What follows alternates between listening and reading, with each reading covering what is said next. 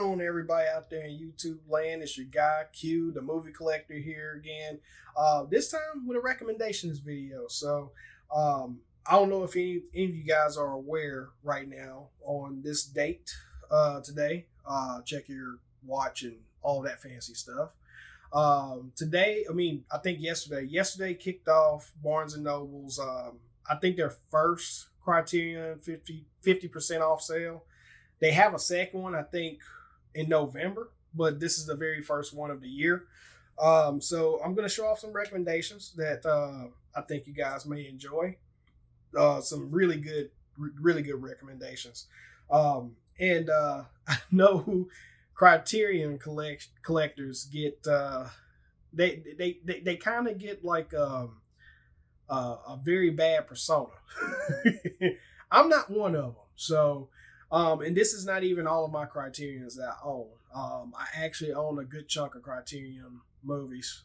But these are some of the ones that I personally picked out of my collection that I think would be great movies for you guys to check out. And so I'm going to throw up the pinky in that case when it comes to that.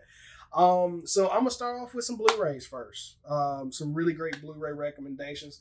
The first one I got here is Deep Cover. Now, believe this or not, Deep Cover was directed by Bill Duke. If you're not familiar with Bill Duke, if you've ever seen The Predator, okay, Bill Duke is the bald-headed black dude who keeps singing Little Richard's song as he's going after the Predator. I'm gonna have me some fun. I'm gonna have me some fun. Yeah, that's him. But he directed this film, and it stars Lawrence Fishburne and Jeff Goldblum in it. Really great crime thriller. So Lawrence Fishburne plays as a character that goes obviously deep undercover. And he kind of, even though he's doing his job, going undercover and everything, he kind of becomes the person that he's acting as, and but man, so many twists and turns in this movie, and it's shot very, very well. I don't think this gets talked about enough when people bring up Criterion movies, and I'm here to tell you this is a great film. Jeff Goldblum playing as a drug kingpin. I know it sounds silly, but he did great in this role. Yeah, Deep Cover is one I definitely recommend. The next one up is a favorite of mine growing up, and this is Love and Basketball. It's directed by Gina Prince Bythewood, and she happens to be part of Spike Lee's camp. And I want to say Spike Lee actually produced this film.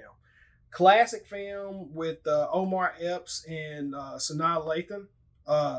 Great coming of age film. Really, really great coming of age film between two neighbors that grow up and they both are basketball players. And you see where their lives keep crossing paths as they're growing up. And they were once lovers and all types of things. It's a great sit-down movie. I don't really get into all cheesy romance movies, but I really, really love Love and Basketball. So this is a definite really good pick up there for you. The next one up, a John Hughes classic. The Breakfast Club. I don't think I need to say anything else about this. This is, if you have this in your Barnes & Noble and you're picking up Criterion movies, this is one I highly recommend picking up. The transfer is really good. This is great to hold on to since I think, honestly, just sitting here thinking about it, out of the big John Hughes movies, I think there's only two of them that don't have a 4K yet. And that's 16 Candles, which I think Arrow did 16 Candles. And then there's The Breakfast Club, which those two are still stuck on Blu-ray. So Criterion, I know you don't watch my videos, but I'm going to throw this out there. Give us a 4K of this. We need this in 4K, like yesterday. So next up, and me and my buddies were chatting about, which box set to actually get of this director. But this is the movie that got me introduced to him. There's a possibility I may have seen other films of his, and I just don't know it. But that is Michael Haneke's Funny Games. You want to talk about a trip? You want to talk about a trip? This movie here, man, it's pretty twisted, man. It even surprises me that, and this goes to show anyone who says that Criterion Collection only puts out, artistic movies that you have to watch a million times to get the meaning, or movies that have a deeper meaning, or they watch it because of the style it was shot in. No, this is straight up horror, man. It's straight up horror. I highly recommend you guys pick this up. This is in German. It's in German language, but man, dude, talk about a ride. I can't really tell you about this film because without giving it away. So, but I'm gonna recommend it. Funny Games, you'll love it. And I want to say this movie is also included, I think, in the Umbrella box set and the upcoming what's the name of that brand? Curzon? I don't know, but it's gonna be in those Heineke sets as well. Funny Games. So this next one. How many of this director do I have in this list right now? So that's one, two. So far from what I can see, is only two that I got here. I thought I had more, but I don't. But anywho, next one is one of my favorite directors, Brian De Palma. What else can you say? But this one, I go back and forth thinking maybe this needs a 4K or not. But I'm talking about Sisters. I recommend anyone who hasn't, that doesn't own this or are a fan of Brian De Palma, highly recommend you pick this up. In true Brian De Palma fashion, I mean, twists and turns and the horror. Again, Criterion movie, a horror Criterion movie. And it's got Margot Kidder in here. I mean, if you're not familiar with Margot Kidder, she was in the original Black Christmas. She was Lois Lane in the Superman films. She plays as a character that has like a split personality. And it's all because, she was separated at birth from her Siamese twin sister. So very, very good very, very good movie. I would definitely recommend this. And I'm reading on the back, which I didn't even know. It says, let's see here, a chilling score by frequent Albert Hitchcock collaborator Bernard Herrmann. Wow, I didn't even know that. But anyway, check this out. This is a really good get. Highly recommend it. Next up, we got a Coen Brothers classic here. This is probably one of my favorite mob movies. I didn't need to do a mob movie top 10 one day. I always said I wouldn't do a top 10, but I have a feeling I need to do one because this movie definitely doesn't get talked about enough. And I'm talking about the Coen Brothers, Miller's Crossing. Man, I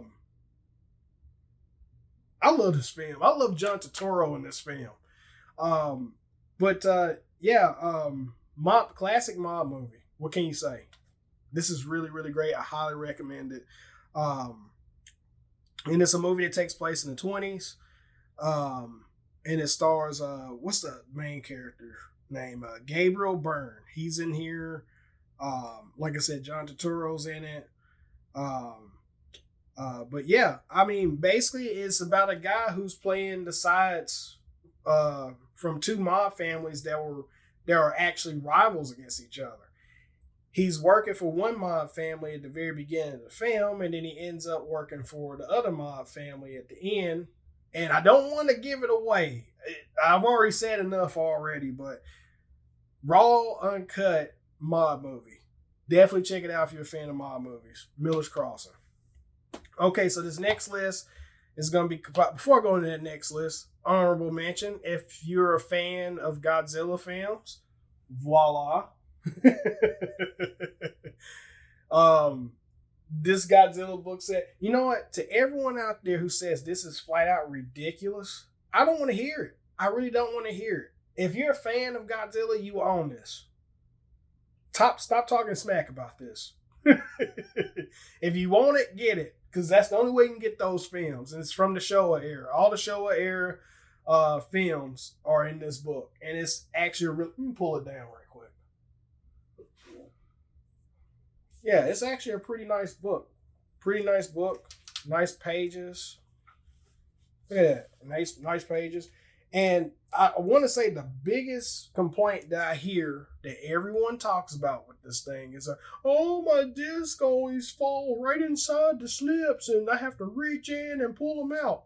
Well, here's my discs. They're still in perfect good shape. So yeah. Yeah, that's Godzilla, the Showa era films from 1954 to 1975. You'll see Godzilla pop up in this again at least two more times. So be prepared for that.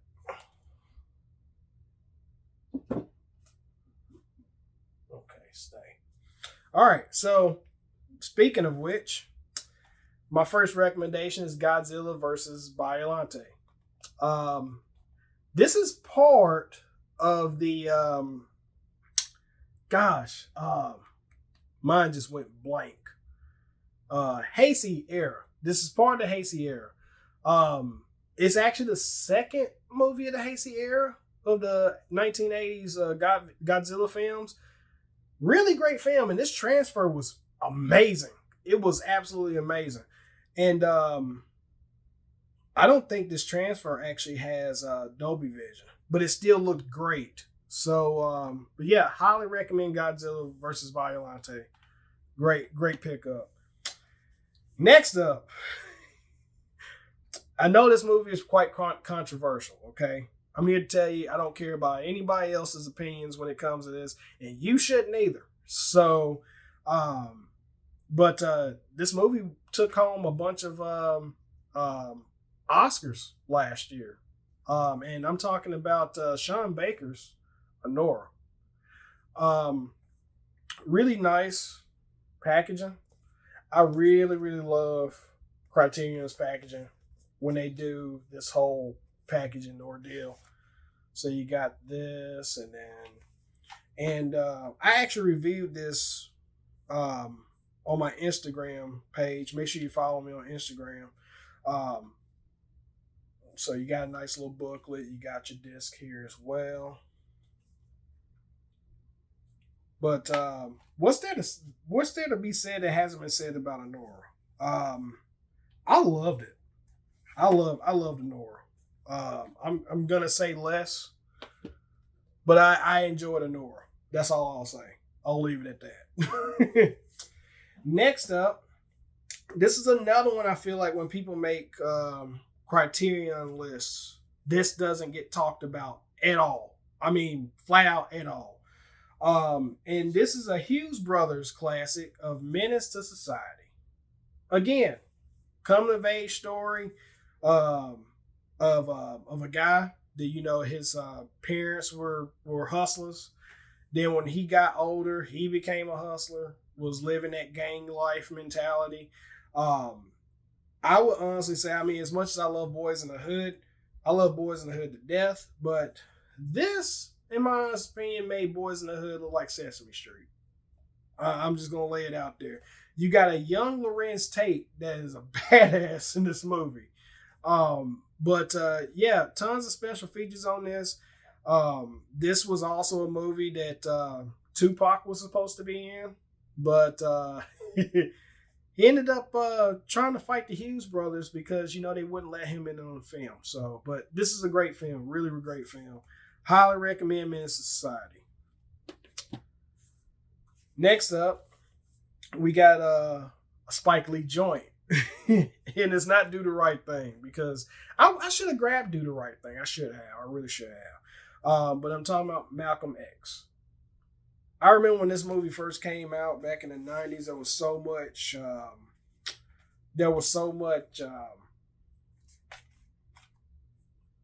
merch that just had, like, especially with the black cap that had the X on it, which was promoting the film. Look how thick that book is.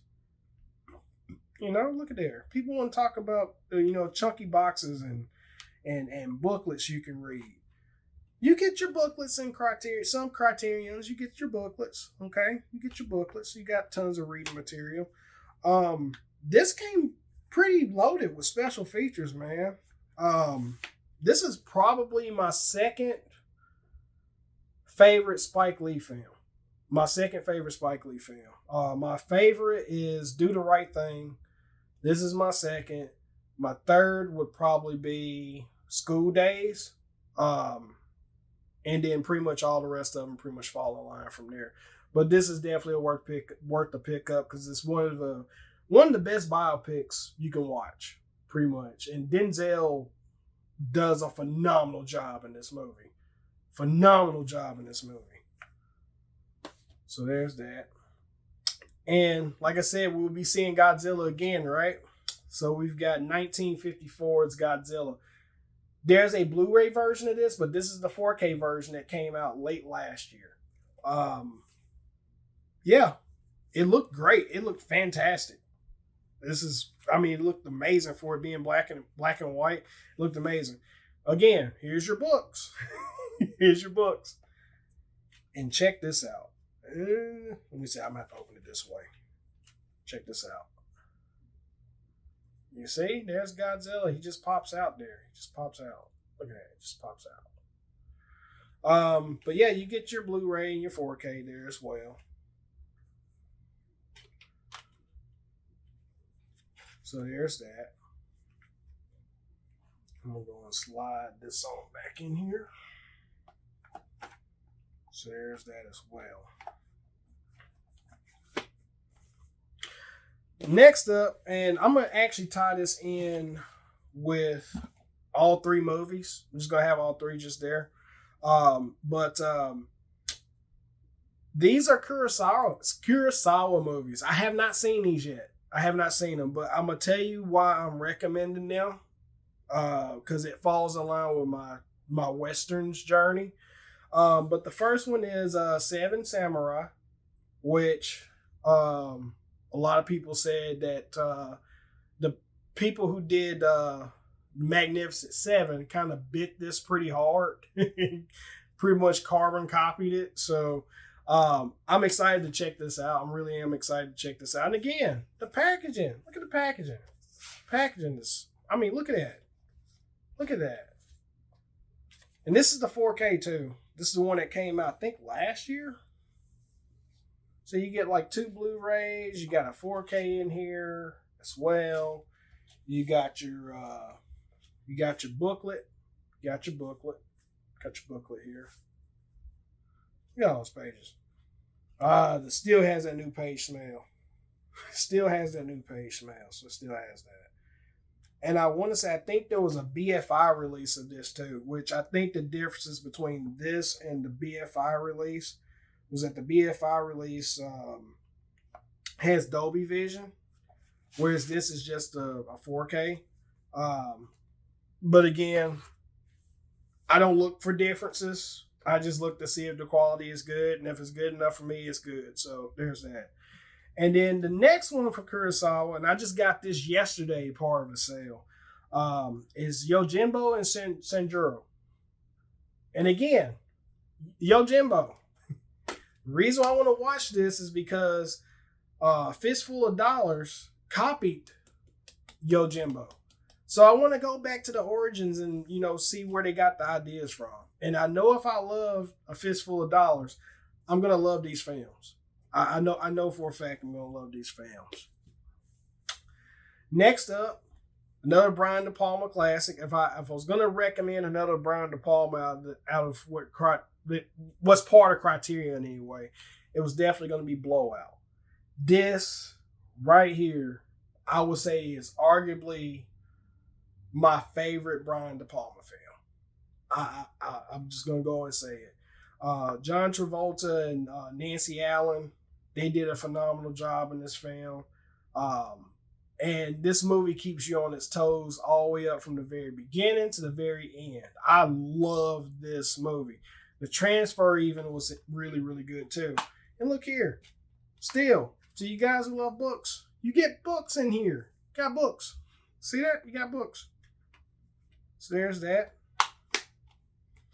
So recommending that Blowout, by the way, Blowout.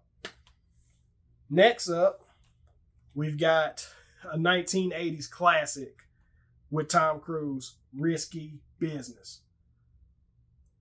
I don't need to say anything else about this. This is a classic, and the 4K looked phenomenal. Outstanding. Again, it really shocked me that Criterion put this out. I'm not going to lie to you. That really shocked me when that came out. Next up, we got one from the Wachowskis.